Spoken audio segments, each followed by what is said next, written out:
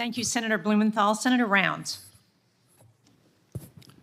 Thank you, Madam Chair.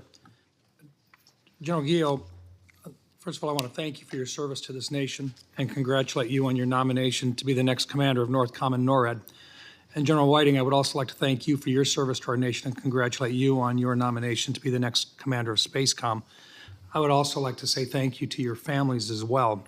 As you noted, when you have to move, the family moves with you. When you're deployed and they're not with you, that is a sacrifice which they also make. And I would like to thank your families as well for their service to our country. General Guillo and General Whiting, as you know, I've asked every single combatant commander this question with regard to the spectrum. There has been an attempt lately to perhaps sell or auction portions of the S-band, the 3.1 to 3.45 gigahertz portion of the spectrum, which is one which I believe to be critical for our national defense. But I have asked this, and so far I have had no one disagree with me that's been in front of this committee. But I'm going to ask both of you, please, how serious is the need for us to be able to maintain control of the 3.1 to 3.45 gigahertz portion of the spectrum?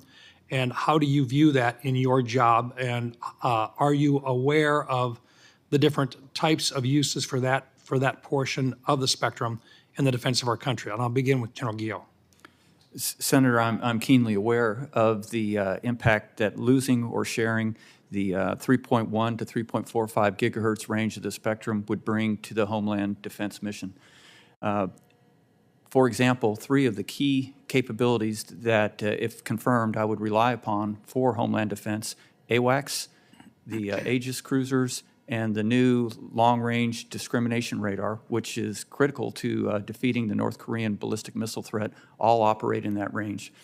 While I understand that there's a study ongoing, and I look forward to seeing the results of that study, and at that time I'll make my final recommendations, my initial position is that it would have a very significant and damaging effect on Homeland Defense to either lose or have to share that range.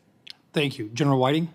Sir, I completely agree with General Guillo that if this study comes back and says that there will be an impact, we absolutely cannot have a loss of operational capability, and we need to make sure that doesn't happen. Are you aware if our adversaries could choose a portion of the spectrum that would impact our national defense, would this be one of those areas that they would love to see us have a reduction in our capabilities in terms of their ability to find ways to aggressively get into the North American air defense area?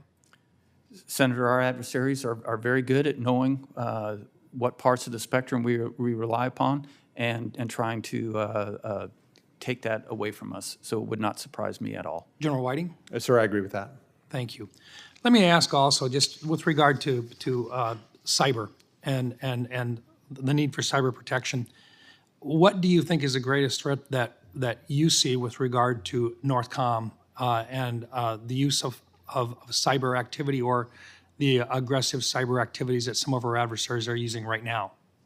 Senator, I think the cyber threat to NORTHCOM is the most present and persistent threat that we see today.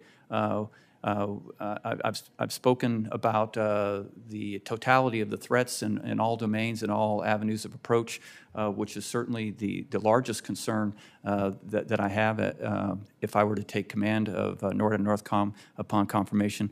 However, the threat that we see today and the most persistent is in cyber. Thank you. General Whiting, same question. Yes, sir. For the space enterprise, Senator, the most pressing cyber threats come from state competitors like the PRC, Russia, Iran, North Korea. They would rather take us on in the cyber domain than try to take us on physically in the space domain, although certainly the PRC and Russia have proven they can do that because it's cheaper for them and it's harder for us to attribute. So we must build out our cyber defenses across our space enterprise to protect that soft underbelly from allowing cyber to deny that capability. Thank you. Thank you both for your service, and we look forward to working with you in the future. Thank you, Madam Chair. Thank you, Senator Rounds. Senator Schmidt. Thank you, Madam Chair. General Whiting, in speaking in support of DEI initiatives, General Brown said that, quote, "There's still a lot to do because this is a cultural shift. This isn't something